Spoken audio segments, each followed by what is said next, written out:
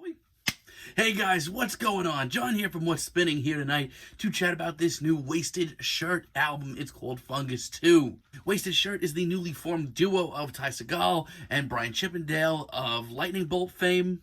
Now, if there's anything that you know about me, Ty's been one of my favorite artists for years. I've seen the guy dozens of times, enjoyed most of his albums, and his creative streak has just been really fascinating the last couple of years.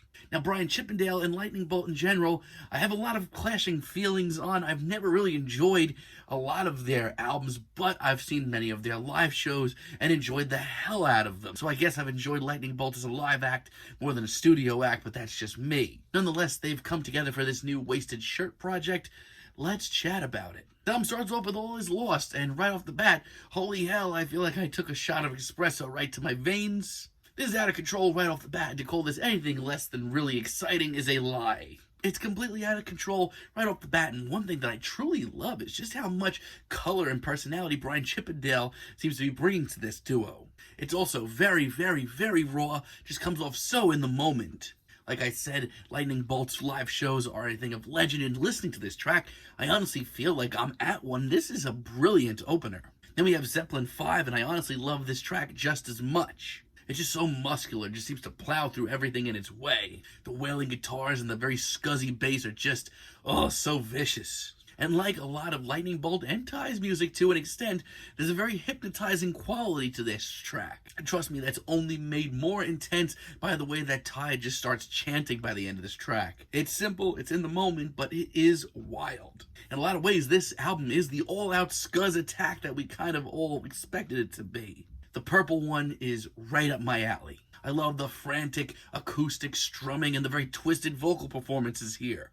This is a freak show of a tune if I've ever heard one, but it has just the right amount of character and energy to make this track really last for me. In every way, if Wasted Shirt are going to be giving us more material in the future, which I hope they do, this kind of sounds like exactly where they should be. Not to mention, it's just so dangerous sounding, this track. And the breakdowns we get in the last 30 seconds, this absolutely rips. Now, halfway through the album, we do get a handful of tracks that don't exactly rub me the right way. First off, we have Fist Is My Word.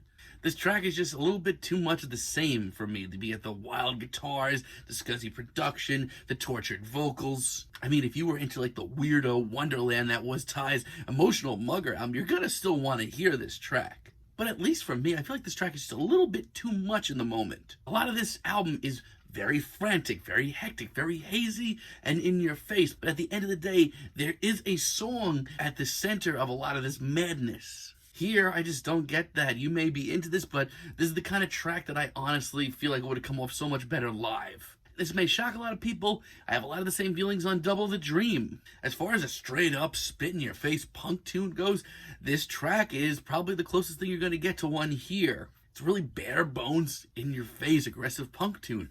But for me, it's actually a little too bare bones. There's plenty going on, but the very tinny, lo-fi production on this track just isn't for me. To be honest, when this track was released a couple of weeks ago, I heard it, and I almost didn't listen to this album at all. That's not the kind of situation I like being in.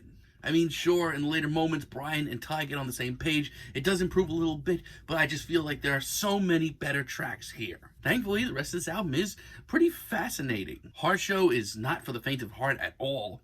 Between the jittery production that I swear feels like it couldn't sit still if it wanted to, the instrumentals which kind of sort of come out of nowhere and almost jump scare you, and the constant grooving out, this track is fascinating. And I love the bulky sound to this track. If you like the muscular sound that Ty's been working with the past couple of years, you're going to be into this. And the screamed, aggressive vocals here. I love this so much more as far as an aggressive tune goes. A lot of this track comes off very exciting. The constant soloing is wild. As a matter of fact, the instrumentals on this track sound like a living organism.